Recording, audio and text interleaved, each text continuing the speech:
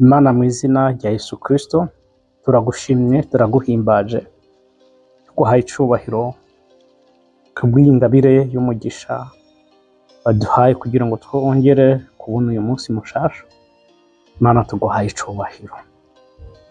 Yesu Kristo mu maboko yawe niho dusize ubugingo bwacu mu izina rya Yesu Kristo. Imana tuguhaye kaze na karibu mu mitima yacu, mu vyumviro vyacu, mu bitugize byose kugira ngo abe ari wewe uganza.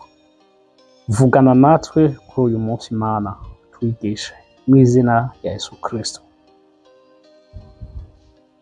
Mana turongore, sengeye buri muntu wese ariko aradukurikirana kano kanya ahari hose mu izina rya Yesu Kristo.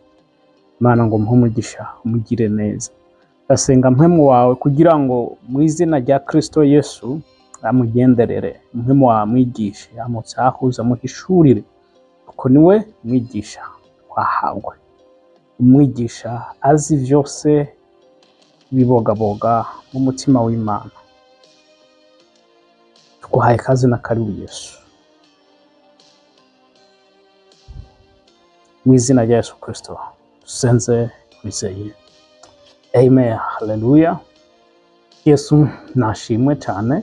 Ndizera ko weekend yawe iriko iragenda neza kandi umugabane w'abana b'Imana kuko dukunda kubivuga, tuva mu bwiza tuja mu bundi. Rero ntiwemerere Satani ngo akunyage umunezero wawe, amahoro yawe, kuko ibi ni ibintu utosanga ahandi, utosanga muri botike, muri supermarché canke ahantu hariho hose. Yesu nashimwe, ariko bibonerwa muri Kristo Yesu gusa. Rero niwemerere Satani agutware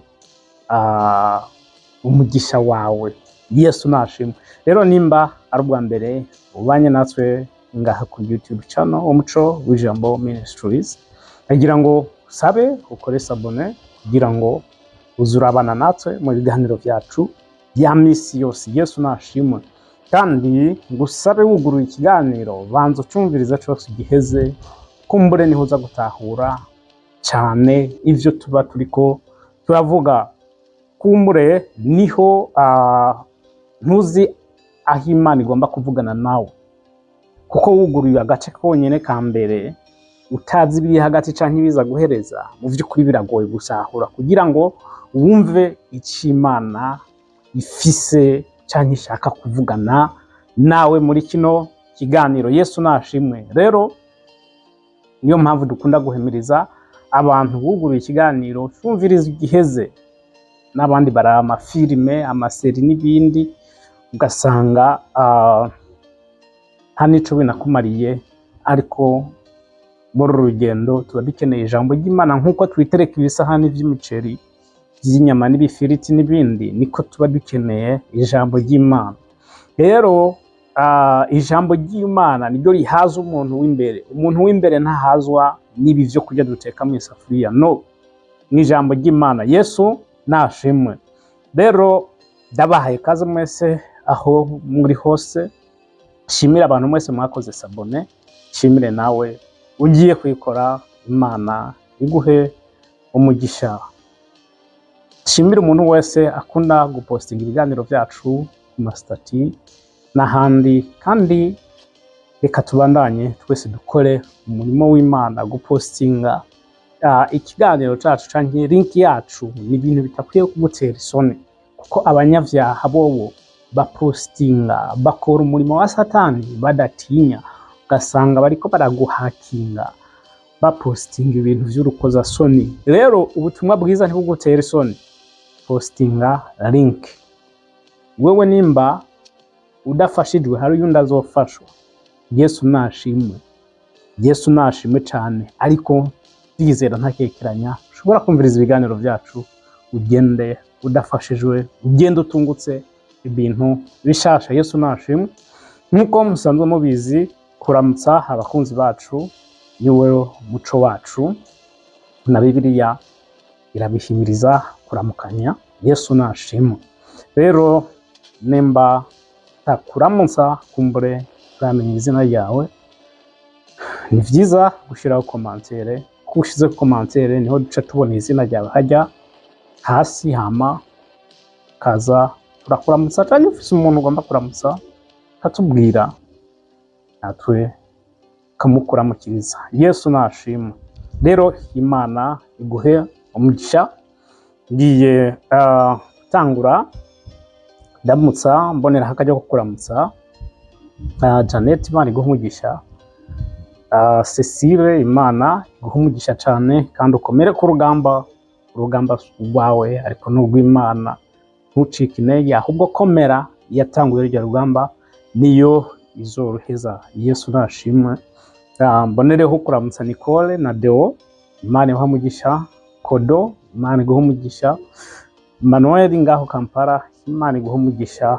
Pastor Valerie Mombasa, Imana iguhe umugisha. Ezira ngaho mu Rwanda, Imana iguhe umugisha. Mbonereho kuramutsa Gerard ngaho mu Kanyosha, Imana iguhe umugisha cyane. Mukomere kabisa, mubandanye gutanga ubutumwa bwiza. Turabona ivyamwa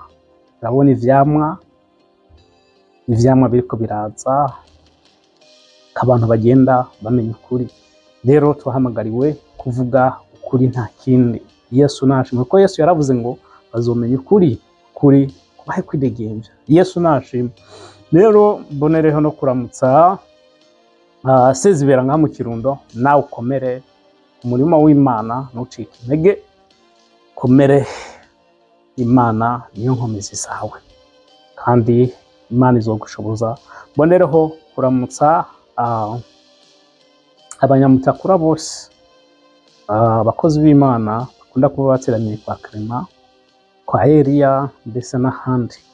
Imana ibahe umugisha. No kwibagira Last Pastor Erike na Mutama Amisi, bakunda gutazira babu. Imana ibahe umugisha. Yesu nashimwe cyane. Rero no kuramutsa abantu bose babandanya guhanahana ibiganiro byacu.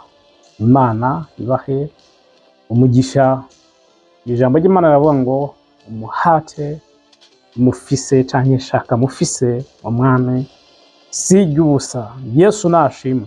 Rero Dimanche heze waraganiriye ku bintu byinshi bitandukanye, kandi Imana umugisha ku bantu bose bagiye baribona ku bintu navuze cyane, ku bintu vyerekana umuntu yoba akiboshe. Yesu nashimwe. Yesu nashimwe cyane. Uyu munsi ngiye kubereka ibintu abapasitori badashaka yuko umenya. Yesu nashimwe. Uyu munsi ngomba nkoreke ibintu abapasitori bamwe hanya abapasitori batifuza yuko umenya. Kubera iki? Kuko umaze kumenya ibi bintu, Yesu nashimwe, umaze kumenya ibi bintu ukabitahura by'ukuri ubuyunde muntu. Impamvu mvuze ibi ni kubera hari abapasitori jewe nzi, abapasitori nzi baragusengera by'ukuri kubera hari ikintu bakeneye, bakora umurimo w'Imana ari ikindi kintu bakeneye, badafise wa mutima wo kwerekana Kristo muri bo, cyane wa mutima wo kwereka inzira igenda mu ijuru, ariko umutima wabo ari uyu. Imana idufashe cyane. Ndagusengera ariko wanje gushira ngaha, ndakora ibi na biriya ariko wanje kuma. Rero hari ibintu batifuza yuko umenya, kuko umaze kubimenya ntuzosubira kubarondera. Ntuzosubira kubarondera, ariko barabikunyegeza kugira ngo uyu munsi ugende bagusengere, hama wumva utekanye, ejo n'ubundi usubira ugende bagusengere. Ariko uko ugenda bagusengera nawe urumva niko utagenda imboko boko. Yesu nashimwe. Yesu nashimwe cyane. Ariko nagira ngo ndagusabe wumvirize witonze kino kiganiro, wumvirize witonze kino kiganiro. Yesu nashimwe. Ndazi hari abantu benshi, hari abantu benshi banakorewe na deliverance, ariko mu by'ukuri bikanka pe, ibintu byose bikanka. Ikintu bagukoreye ko deliverance cyangwa kikwizirikako kikanka kukurekura. Yesu nashimwe, Yesu nashimwe. Ariko uyu munsi ngiye kukwereka ibi bintu mu by'ukuri niwabishira mu bikorwa, niwabishira mu bikorwa, niwizera, ndakubwiza ukuri mu buzima bwawe urahinduka, uzoba uyundi muntu. Yesu nashimwe. Tunyaragase mu gitabo cya Matayo. Yesu nashimwe cyane. Matayo ibice ni 28. Iyi mirongo tugiye gusoma ndazi neza abantu benshi barayizi, ndazi benshi barayizi, bamwe bayizi no ku mutwe. Yesu nashimwe. Matayo ibice ni 28. Umurongo waho ni 16. Turasoma imirongo itarenze muri ine ngaha muri iki gitabo. Yesu nashimwe. 13 haravuga ngo, umutwe w'ijambo haravuga Yesu atuma abigishwa biwe. Kadusoma umurongo wa 16. Hacavuga ngo, maze babigishwa 11 baja i Galilaya ku musozi Yesu yabarangiye. Umurongo wa 17. Bamubonye baramusenga, ariko bamwe barakekeranya. 18. Yesu arabegera arababwira ati, jewe nahawe ububasha bwose mu ijuru no mu isi. Umurongo wa 19. Nuko rero nimugende muhindure amahanga yose abigishwa, mubatize mu izina rya Data wa twese n'iry'Umwana n'irya Mpwemu yera. Umurongo wa 20. Mubigishe kwitondera ivyo nabageze byose. Umve ndi kumwe namwe, umve ndi kumwe namwe iminsi yose gushitsa ku muhero w'isi. Yesu nashimwe cyane. Yesu nashimwe cyane. Aba bigishwa bari kumwe na Yesu Kristo, bakoranye igikorwa Yesu abigisha, ariko muri bo nk'uko Bibiliya bivuze ngaha, bamwe barizeye ariko abandi barakekeranya. Kandi ngaha turazi ni igihe Yesu yaragiye hehe? Yaragiye mu ijuru, ariko arabasezera, ariko arasezera abigishwa biwiwe. Umvikane neza, bamwe urumva nk'uko uyu murongo wabivuze. Umurongo wa 17. Bamubonye baramusenga. Hari abamubonye baramusenga, ariko abandi bo nubwo bamusenze barakekeranije. Bakimara gukekeranya nyene tuba bariyumanganya. Ariko Yesu wewe yarabegereye, aca arababwira ati, ni jewe nahawe ububasha bwose mu ijuru no mu isi. Yesu nashimwe. Ikintu abapastori benshi batifuza yuko umenya ni iki? Ukuntu ububasha, iyo wemereye ububasha bwa Yesu Kristo, bugakora muri wewe udakekeranije yuko ubaye uwidegembya by'ukuri. Yesu nashimwe. Iyo wemereye ububasha bwa Yesu Kristo bugakora by'ukuri muri wewe, tayari bubaye uwidegembya nyakuri. Umwansi wo gukira, umwansi w'ikibazo ufise cyawe ubona kidahera, umwansi mbese w'uwo mutwaro wikoreye igihe kinininya, ijambo ryitwa gukekeranya. Wizerera mu kigari kubera ubona runaka na runaka bizera, nawe urabakurikira, mbese umeze nk'umuntu yibereye mu bintu atazi. Kenshi uravye Yesu ukuntu yakiza abantu, uravye kenshi ukuntu Yesu yakiza abantu, yababwira ati ukwizera kwawe kuragukijije, haguruka ugende. Ariko ukekerane, nimba ukekeranya mu mutima, biragoye kugira ngo ubone Imana iriko irakora mu buzima bwawe. Ati kubera iki? Yesu ari kumwe n'abigishwa biwe. Yesu ari kumwe n'abigishwa biwe, baramusiga inyuma, bo baragenda mu bwato. Bose baca batangura gutinya, avuga ati urya muntu n'igisigo, urya muntu si we. Kubera iki? Kubera Yesu yari karatambukira hejuru y'amazi, yari karatambukira hejuru y'amazi. Ibintu vyari bishasha mu maso yabo, ibintu batari bwigere babona, ibintu bitarigera bibaho. N'uyu munsi kugira ubone umuntu ari karatambukira hejuru y'amazi, tari imbaraga z'Imana, imbaraga z'abarotsi. Yesu nashimwe.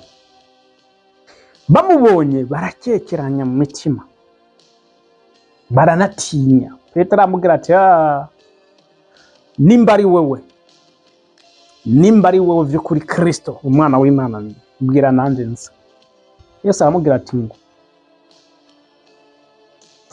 akimuhanga amaso, by'ukuri yarageze gutse, yaratambukiye ku mazi nk'uko umuntu atambukira hasi, ntiyatwagwa, yumva hagumye. Kubera iki? Kubera ukwizera gusa.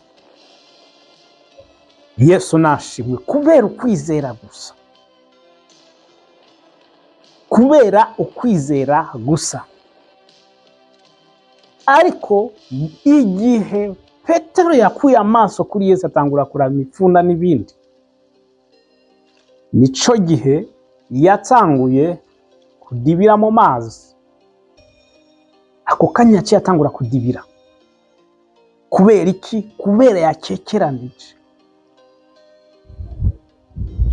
Yesu nashimwe. Imana igufashe gukekeranya.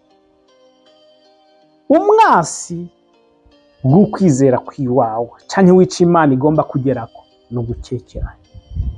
Kenshi duteba mu nzira kubera gukekeranya. Bibuka Sara ukuntu yavuze ati jewe yigeze avyizera yakekeranya muri we, ko Imana hajya nyene imufata, yamubwira ati kubera iki uriko uratwenga uku nuku. Yesu nashimwe. Rero aha hantu harimo message ikomeye. Kenshi abantu baca bakunda kwigisha bavuga ngo ibi bintu Yesu yabibwiye abigishwa biwe bonyene. No, siko bimeze. Ababwiye hari ibintu pastori batifuza yuko umenya. Yesu nashimwe. Ibi bintu Yesu ntiyabibwiye abigishwa biwe bonyene. No. Reka turabe muri Yohana 17 Yesu ariko arasenga. asengera abigishwa biwe. Yaravuze ati data ngabo wampaye. Arasenga aravuga ati saba bonyene ariko n'abandi bazokwizera. Ndabona ubarindire ngaha muri iyi si. Yesu nashimwe. Ugiye ukaraba muri Timoteyo wa 2:4 uraza kubona Pawulo ibintu yari karavuga. Umanutse ugasoma uraza gusanga yavuga ngo nagwanye intambara nziza uku mbikiwe igitsibo, ngo ariko sije jenyene ariko n'abandi. Yesu nashimwe. Ububasha bwa Yesu Kristo niko ndavuga ntibwahawe izitumwa zonyine 11. Yindi urazi ko yari Yuda. No, umuntu wese azizera Yesu Kristo arafise ubu bubasha. Umuntu azakira Yesu Kristo akamwizera, uyu muntu arafise buno bubasha muri we. Ahubwo ibintu abapastori badashaka yuko umenya ni ukugwigisha kurasisha inkoho. Nivyo baraguha inkoho. Yesu nashimwe. Nivyo baraguha inkoho. Igisirikare reka nkwereke. Ugiye mu gisirikare barakwigisha inkoho ukuntu bayisambura, ukuntu bayiteranya, ukuntu bayoza, ukuntu mbese umwasi anaguteye ukoresha iyo nkoho. Ariko mu by'ukuri abapastori bagira gute? Ibigisha abakristo ukuntu umuntu ashobora kugira gute kurashisha inkoho. Kuko umaze kwakira Yesu ugatsahura ububasha bwa Yesu Kristo, mu by'ukuri biragoye kugumugenda hariya. Sengera naraye mu ndoto mbe, sengera naraye muri ibi nibi, agakomakomanye kose ni pastori sengera. Umva wo buri umusirikare nyabaye. Ibaze umusirikare yamaze kumenya kurasisha inkoho haguma agenda nko kuri komanda wiwe, reka mvuduko canke ujya muntu abakuri ariko arabigisha kurashisha inkoho n'ibindi kuyisambura no kuyiteranya, ubwo umugenda buri kanya hazokwibaza gute? Vugisha ukuri. Yesu nashimwe. Ububasha bwa Yesu Kristo twahawe nibwo bumara ibibazo byose. Rero niwe wo gutahura ububasha bwa Yesu Kristo ukabushira muri wewe, bugashinga imizi muri wewe, bukaganza muri wewe, bugakora igikorwa cyabwo muri wewe. Yesu nashimwe. Hama ukemerera Mpwemu Yera akorere muri wewe. Yesu nashimwe. Ububasha bwa Yesu Kristo ni wamara kubutahura, hari ibintu byinshi bitazosubira kugutera ubwoba. Uyu munsi uwe n'umurozi ukiruka kubera utazi ububasha bwa Kristo Yesu muri wewe. Yesu nashimwe.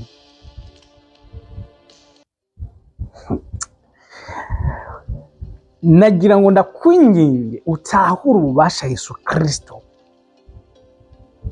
yaguhaye wewe umunsi wa mwizera. Ububasha Yesu Kristo yaguhaye burenze ubujya murozi akutera ubwoba, burenze ubw'icyo kibazo kiguteye ubwoba.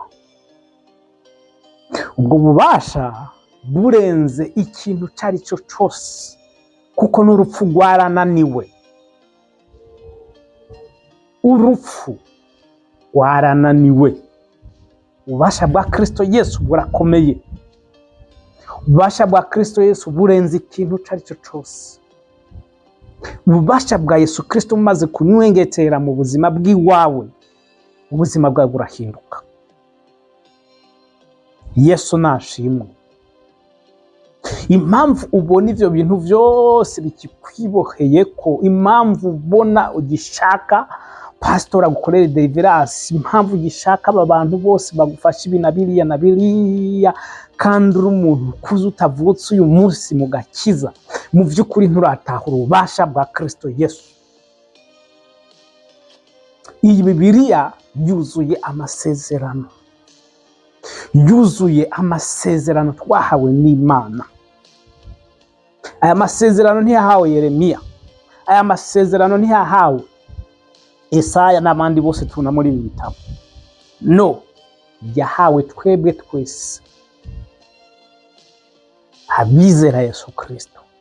Rero niyo mpamvu ushaka kugukundisha utahura ububasha bwa Yesu Kristo, utahura uburiwe muri Yesu Kristo. Niwamara kwimenya, mu by'ukuri ubuzima bwawe buzoca buhinduka.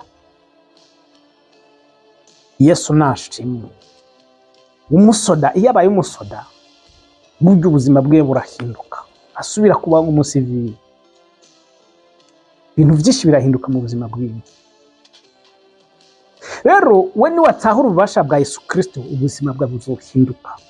Uko warubayeho, uko warusenga, uko wizera, ibintu byose birahinduka. Niyo mpamvu ndikunda kwinya kugira ngo utahure ububasha bwa Yesu Kristo. Yesu nashimwe. Uravye aho hanze uyu munsi hari intambara z'amajambo, ugiye kuraba hari imanza nyinshi. Abantu benshi bariko baragira gute? Barenganywa. Yesu nashimwe. Abantu benshi bariko barabagwanya, abantu benshi bariko baragwana intambara zitandukanye, ariko hari ijambo Imana yavuze mu gitabo ca Yesaya. Yesu nashimwe ngo nta bigwanisho vyacuzwe, nta bigwanisho vyacuriwe kukugwanya bizogira ico bigutwaye, kandi n'ururimi rwose ruzohaguruka kukugwanya.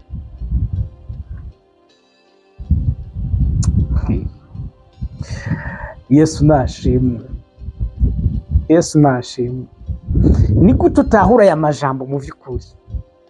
Ururimi ruzohaguruka kukugwanya ntiruzogutsinda, ntirushobora.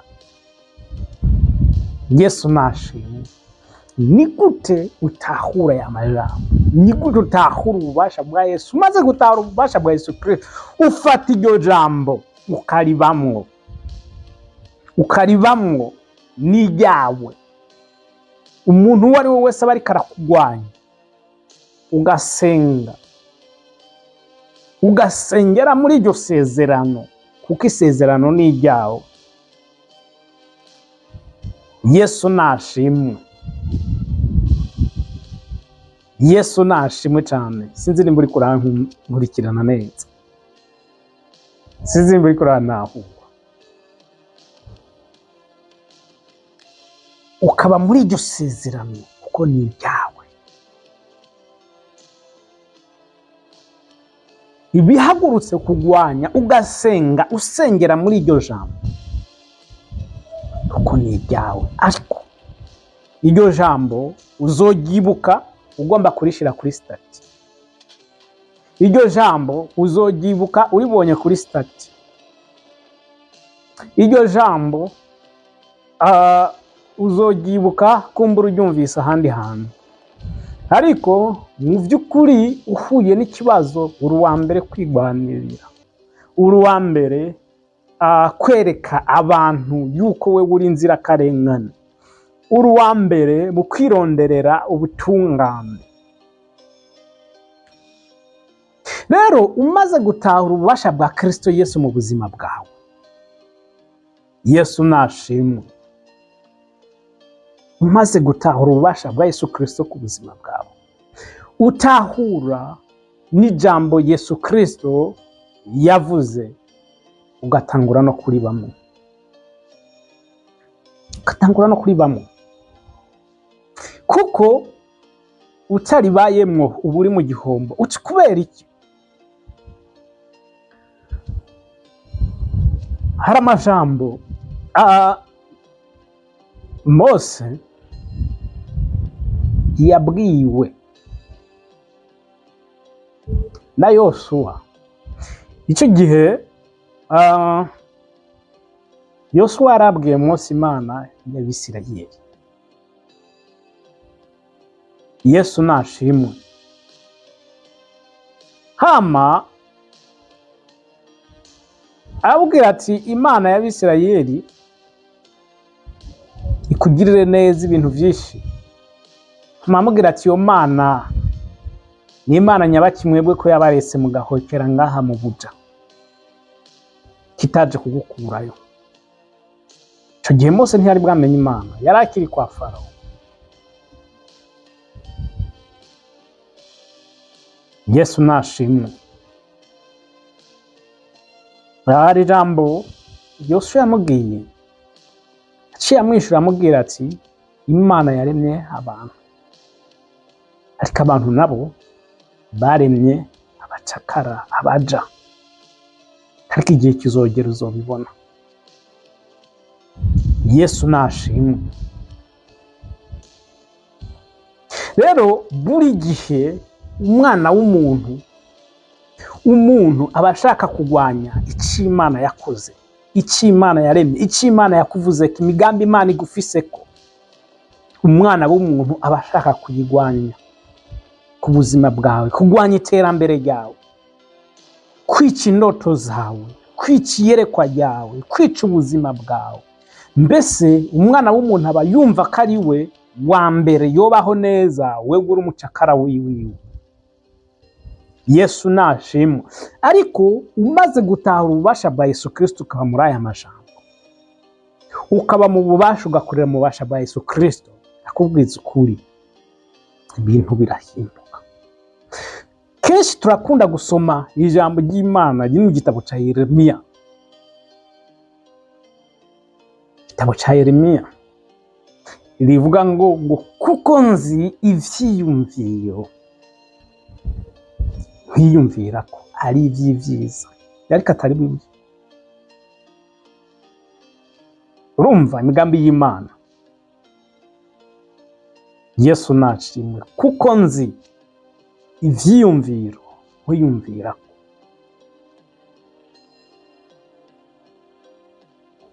Usomye Bibiliya y'Icyongereza nikubwira ngo imigambi,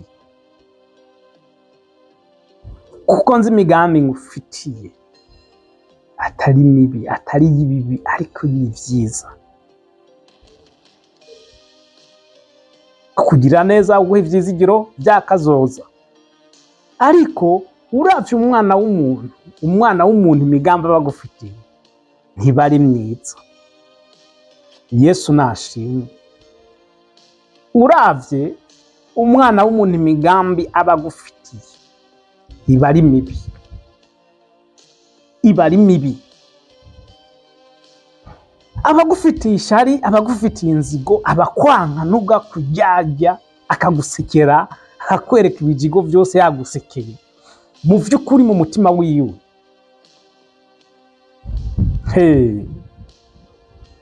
Umwana w'umuntu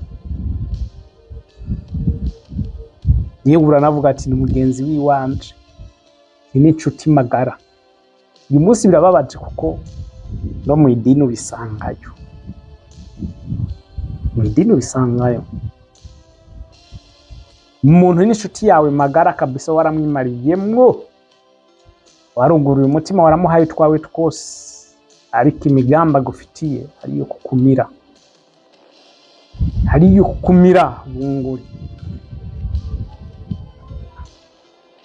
Waramuhaye twawe twose, waramuhaye umutima wawe wose, na wene yarakwize aguhera mu mizi akiguhetsa. Gisigaye kukwereka uwo ari we, kukwereka imigambi yaragufitiye, kuko ari kugushira hasi wewe waje hejuru, akwereka imigambi yaragufitiye wewe ko yobaho neza, wewe uhangayitse, wewe ko yohaga nawe uburayi, wewe ko yokwambara wewe wambaye ubusa, wewe ko yotera imbere wewe warasubiye inyuma. Ariko bwa mbere yakwereka yuko vy'ukuri ari umuntu muzima. musengana, mwirigwana, mukorana ibintu biriya. Ivyo ni kubera iki? Ni kubera kiremwa muntu bikoze mu kwikunda. Kwikunda. Uba wumva ngo ni jewe, ni jewe, ni jewe, ni jewe, ni jewe. Ariko mu gihe ubasha bwa Kristo Yesu buriko burakorera muri wowe, uzokunda abandi. Ntuzikunda wewe wenyine, uzokunda n'abandi. Reka turabe igitabo c'Itanguriro, urabe mu vy'ukuri abavukana babiri aho urupfu rwa mbere rwatanguye kubonekera muri iki gitabo, amaraso yatanguye kumenekera, icaha kikinjira muri iyi si. Kayini na Abeli, bahinisha mwene wabo Abeli kubera iki? Kubw'ishyari gusa amugiriye.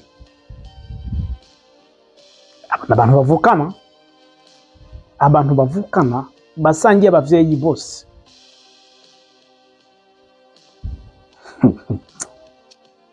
Basangiye abavyeyi bose,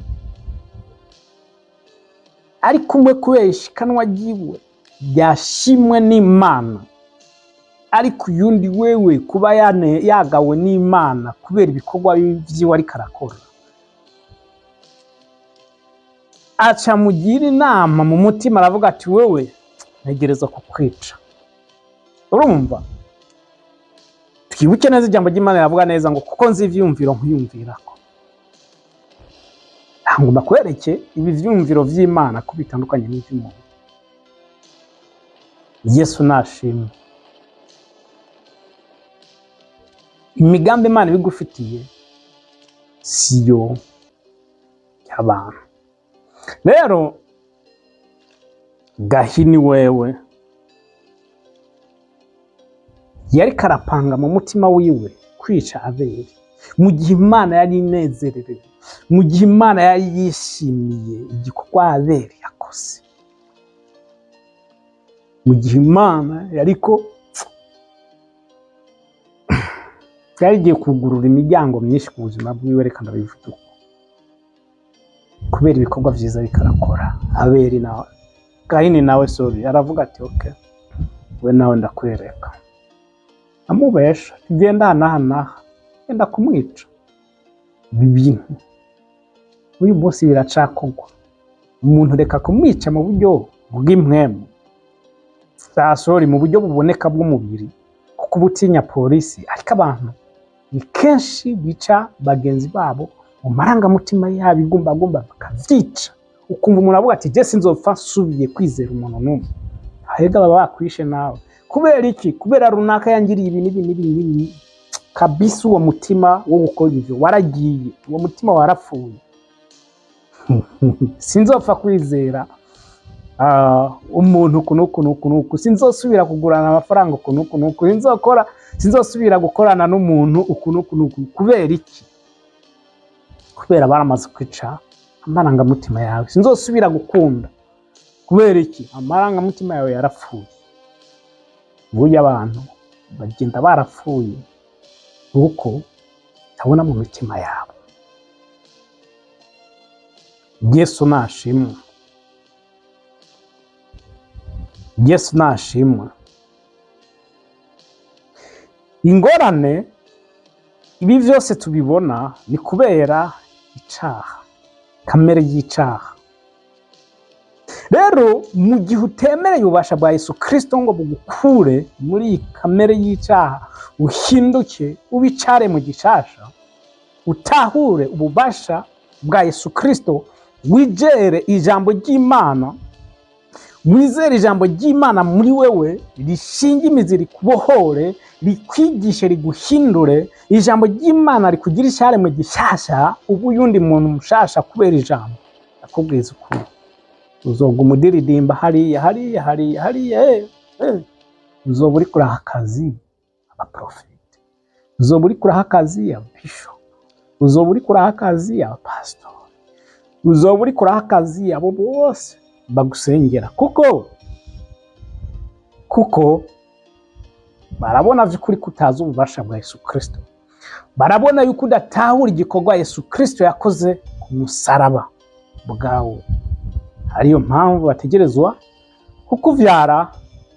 kukuvyaza umusaruro. Niyo mpamvu bategerezwa kugukama. Mpaka igihe uzotahura ububasha bwa Yesu Kristo, ugatahura ico Kristo Yesu yakoze ku musaraba. Aho rero niho uzowidegemvya nyakuri. Ariko mu vy'ukuri uyu munsi ikiba cose Bishop, ikiba cose ndakubwiza ukuri, uracafise ikibazo, uracafise ingorane. Iyi Bibiliya yuzuyemwo amasezerano menshi yacu, yuzuye amasezerano menshi. Ijambo ry'Imana riravuga ngo ku musaraba Yesu yarishe vyose, ariko uyu munsi ukagumuriha. Sengera ukagumuriha ivyaha vyanje biba bari ukariha, kubera utaratahura igikorwa Yesu yakoze ku musaraba. Ni kubera utaratahura ububasha bwa Kristo Yesu ku musaraba.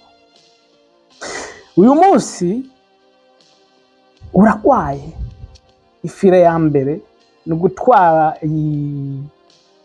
ikimazi kwa Bishop, kwa pastori, bagusengere, mu gihe Bibiliya ivuga neza yuko mu mishishagu yiwe hariho twakiriye ingwara zose.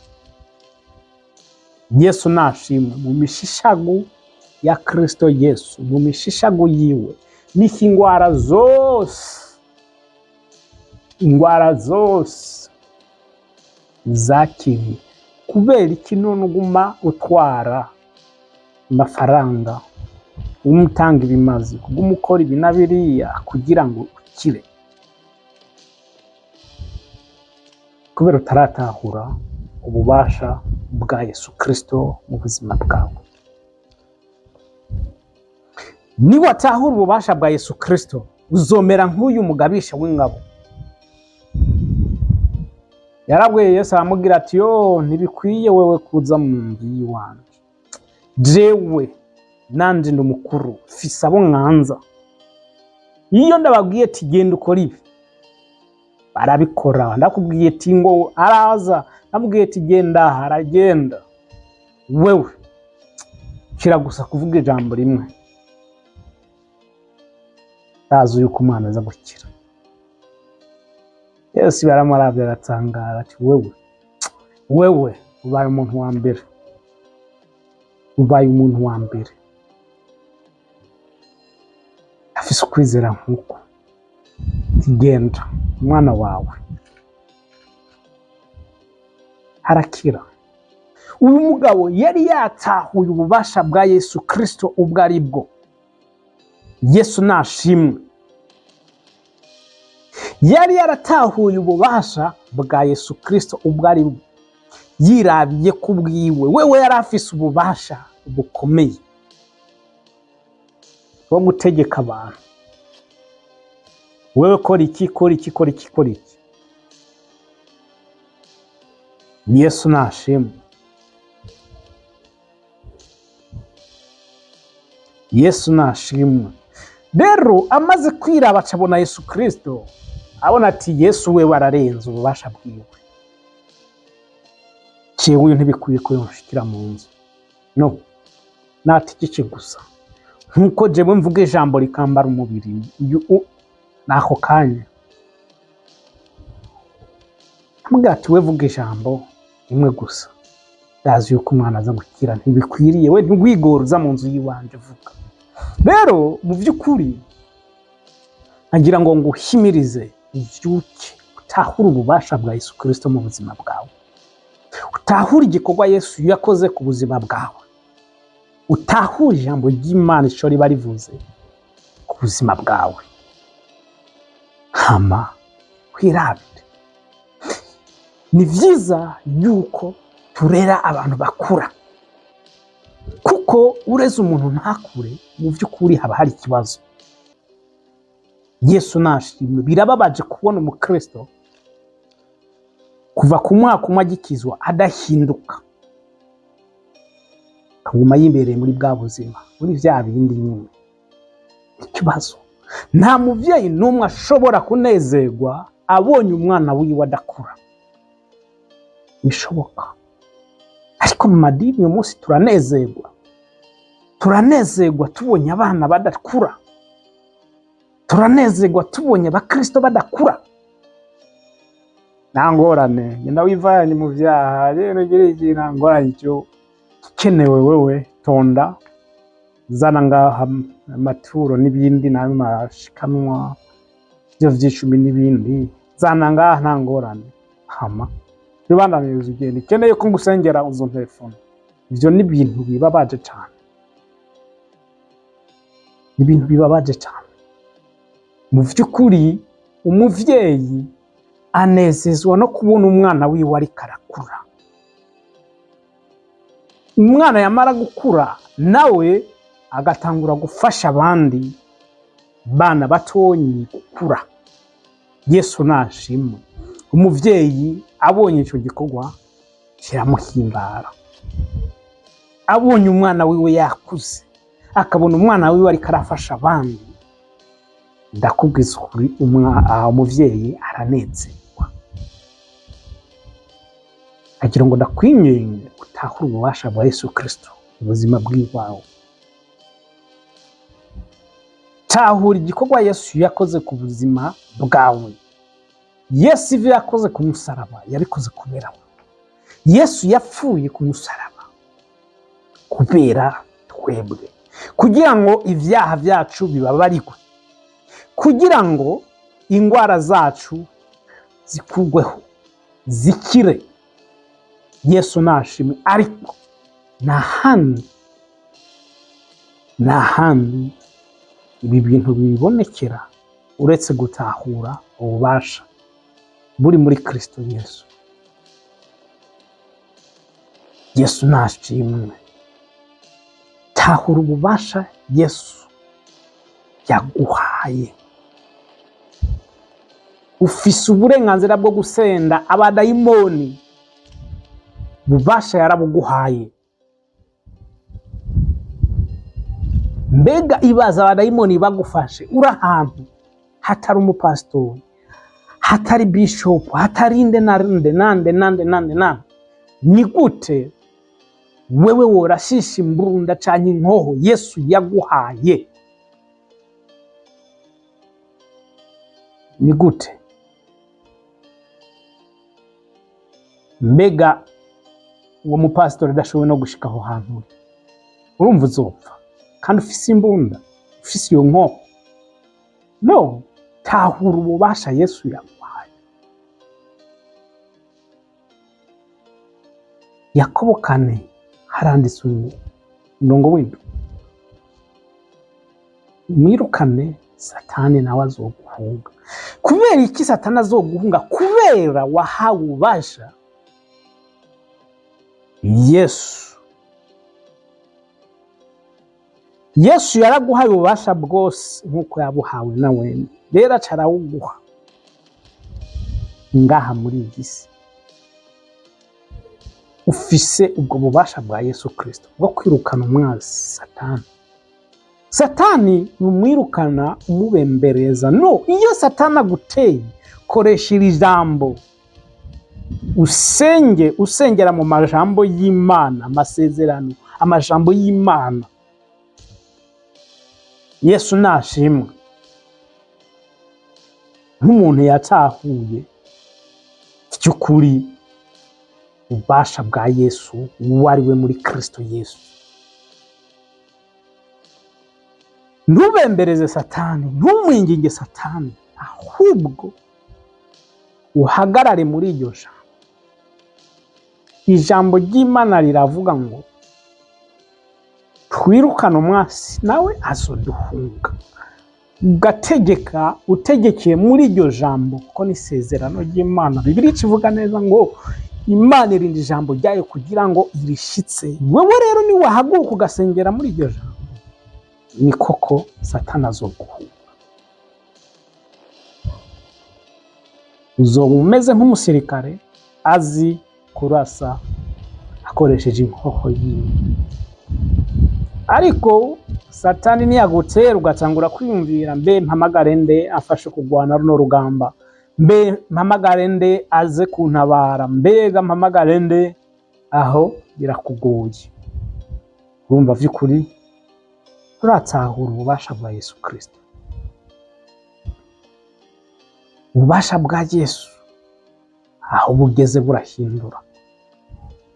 Ububasha bwa Yesu aho bugeze ntibugwana n'abadayimoni, ahubwo abadayimoni nibo baribwiza bakavuga ati reka tukure meza tugende. Ububasha bwa Kristo Yesu, ububasha bwa Kristo Yesu, ndavuga ububasha bwa Yesu Kristo. Ububasha bwa Yesu Kristo bumwe kuzimu kwabonye gutangura guhungabana, isi itangura guhinduka.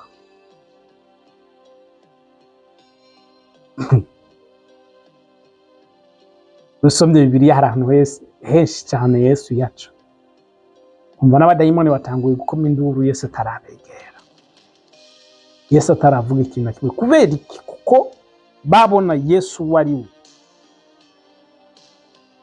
Yesu nashimwe. Babona Yesu uwo ari we, bazi Yesu uwo ari we.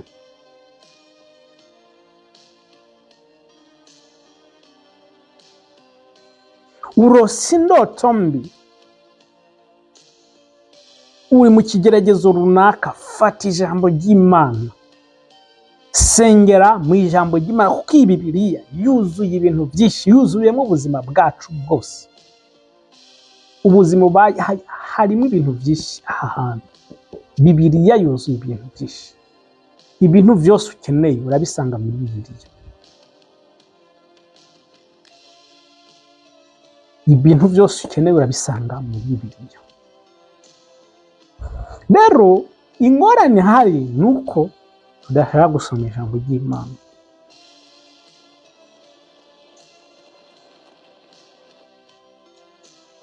Soma ijambo ry'Imana, tahura ijambo ry'Imana, izere, tangura kuba mu ijambo ry'Imana, rigenderemo umunsi ku munsi, uribemo. Ikintu cyari cyo cyose kiba kibaye kibonere mu ijambo ry'Imana, kuko ijambo ry'Imana ni inkota. Yesu nashimwe.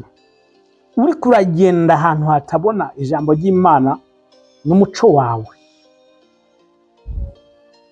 uriko uraca mu nzira y'umuzitane, ijambo ry'Imana ni inkota. Sinzi kumaze kuja mu ishamba ahantu kugira winjire bisaba yuko ufise igipanga canke inkota uzura katagura kugira ubone akayira winjire.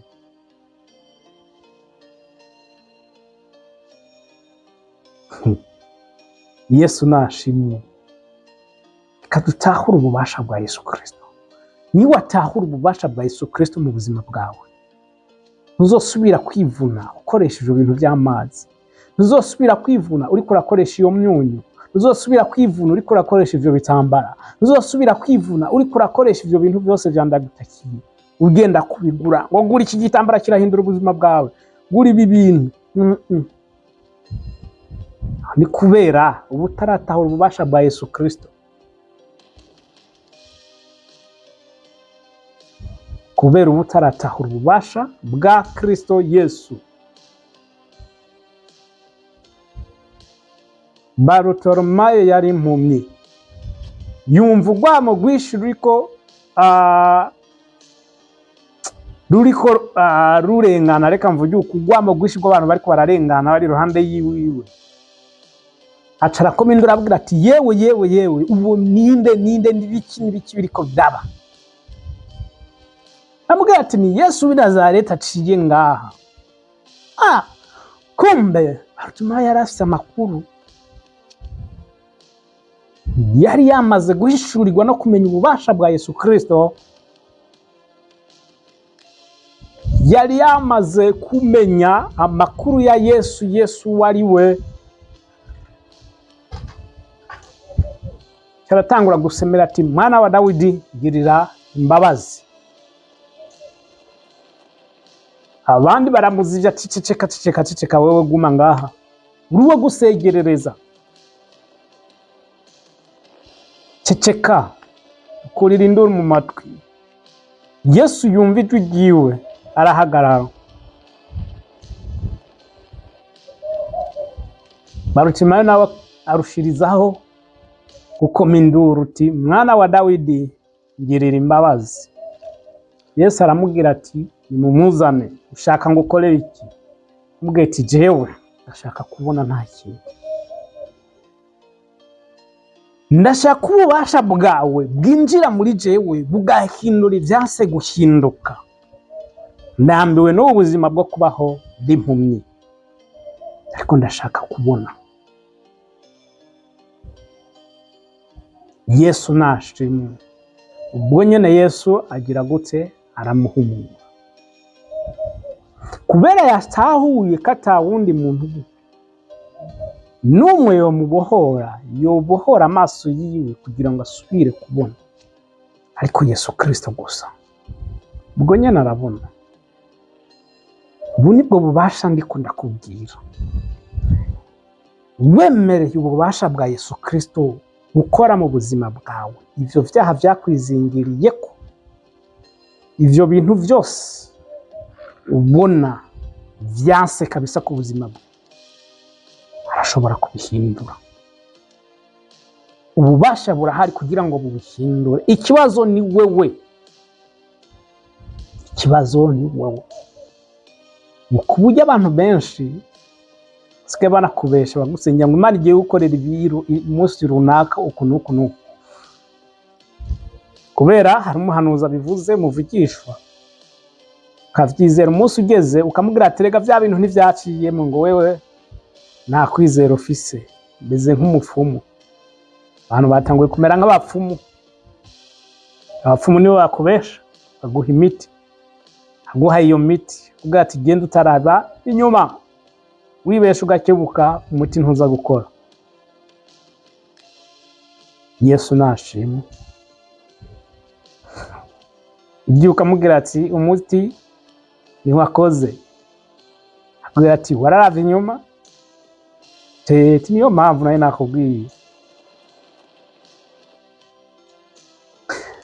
Ndakubwira ububasha bwa Yesu Kristo kugira ngo wizere ububasha bwa Yesu Kristo. Ikibazo cyose ufise, ikintu mbese ubona wewe kidahinduka mu buzima bwawe, ikibazo cyose cyose, nimba ari indwara, nimba ari ikibazo runaka, ikintu umaze igihe kinini kurasenya, mu by'ukuri suzume neza, uraza gusangamo gukekeranya.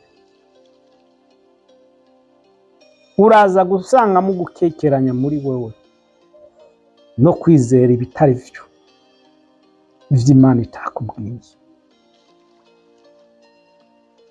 Ivyo nivyo bintu biriko biratuma udatera iyindi ntambwe. Ndakunda kuvuga ati amasezerano yose ufise, uvuga ngo Imana yarampaye isezerano, ngo umuvugishwa yaraje aramvugishwa ko uku nuku, banza usuzume uwo muvugishwa vy'ukuri yaje avuye. Se koko Imana niyo yatumye umuvugisha? Giraze kumvugishwa ko cyane n'ibindi yaragukeneye ko. Ko bavugishwa benshi turabazi bakoresha amarangamutima, baraza mu nzu yawe ukabagaburira, kabaha bakanwa, bakarya, bagahaga, ukavuga ati nk'umuvugisha sinogenda ntakuvugishijwe ko. Kaja ngaha kakuvugishwa ko ivyo avugishijwe n'ivyo wamuhaye n'amarangamutima yiwe, atari Imana ikuvugishije ko. Uzoguma wishuza Imana, ariko mu vy'ukuri si Imana yavuze. Si Imana yavuze. Rero ni ukuri ndabinginze mugwanire cyane kumenya ububasha bwa Yesu Kristo. Aho ububasha bwa Yesu Kristo bwamaze gushika, ubicare mu gishasha. Ibi bintu byose vya karande biragenda bikakuvako. Ibintu vyo kwirirwa muri za deliverance buri kanya byose biragenda bigahera, biba biheze. Ariko impamvu nkuko nabivuze ikiganiro giheze, nuko vy'ukuri uyu munsi urizera ariko ugaca ushaka kuguma wibera muri bwa buzima wari usanzwe ubamo, mu vy'ukuri uzoguma ukeneye izo deliverance. Ariko niwamara gutahura ububasha bwa Yesu Kristo n'igikorwa yakoze igashinga imizi muri wewe, ndakubwiza ukuri uzohinduka, ubuzima bwawe buzohinduka, kandi ibintu byinshi bizohinduka ku buzima bwawe. Uzoba ugikeneye kwirigura akorerwa deliverance, kuko ububasha bwa Yesu Kristo nibwashinga imizi muri wewe, uzoba ukivanga muri ibyo vyaha, uzoba ukivanga muri ibi na biriya, kuko ufise ikugera, kuko ufise mpemu muri wewe akubwira ati no, wewe ntiwemerewe gukora ibi na biriya na biriya.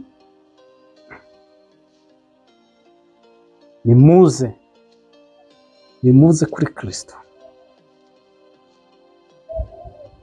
buri gihe. Abaye yuguruye amaboko yiwe, abateze amaboko kugira yakire buri muntu wese amugana. Nta handi ububasha bwa Yesu Kristo bubonerwa uretse muri Kristo Yesu.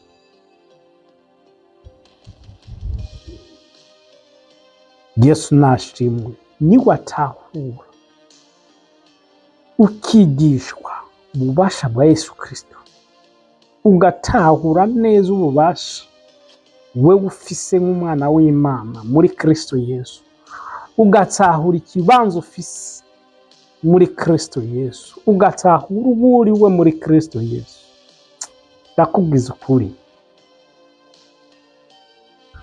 nubwo uzoba ubayeho uzovyumva ukuri yundi muntu. Yesu nashimwe.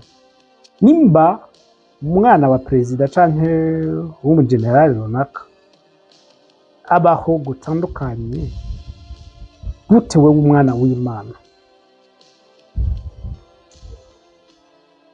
Ububasha bwa Yesu uzokwereka aho ukwiriye kuba uri naho udakwiriye kuba. Ububasha bwa Yesu Kristo buzokwereka ivyo ukwiriye kuvuga n'ivyo udakwiriye kuvuga. Ariko ni mu gihe amaze gutahura ububasha bw'Imana mu buzima bwawe n'uburiwe. Yesu nashimwe. Nimuze mu by'ukuri, nkuko muvuga ko muri abasirikare ba Kristo Yesu, nimuze mwigishwe kurasisha inkoho mwahawe, hama mugwane urugamba munesha. Umere nka Pawulo uvuga ngo nagwanye intambara nziza, nawe ugwane intambara nziza kandi uzigama n'ukwizera kw'iwawe. Yesu nashimwe. Uyu munsi ntube uri mu gakiza ejo wakavuyemo, ntube uri mu gakiza muri aya masaha inyuma ya saa sita wibereye mu vyaha, ariko uzigame kwizera kw'iwawe, uzigame gakiza wahawe, ubeho ubuzima bwo kwezwa. Gatondo kanini Imana iguhe umugisha. Mana ndagushimiye, icubahiro ni icawe. Gushimiye kubwo ijambo ryawe Mana. Ndasenga mu izina rya Yesu Kristo kugira ngo mpemu wawe atahuze ubwoko bwawe, ububasha twahawe muri Kristo Yesu, imbaraga dufise muri Kristo Yesu. Mwemu ndakwinginze, wewe ushobora gutahuza imitima ya bose kugira ngo usange umuntu buri muntu. Mu by'ukuri waravuze neza ngo tuzomenya ukuri nako kuduhe kwidegera. iyo twatsahura ububasha bwawe nyakuri uzoduha kwidegembya inyigisho z'ibinyoma tuzosubira kuzizera. Mana turagushimiye, tuguhaye icubahiro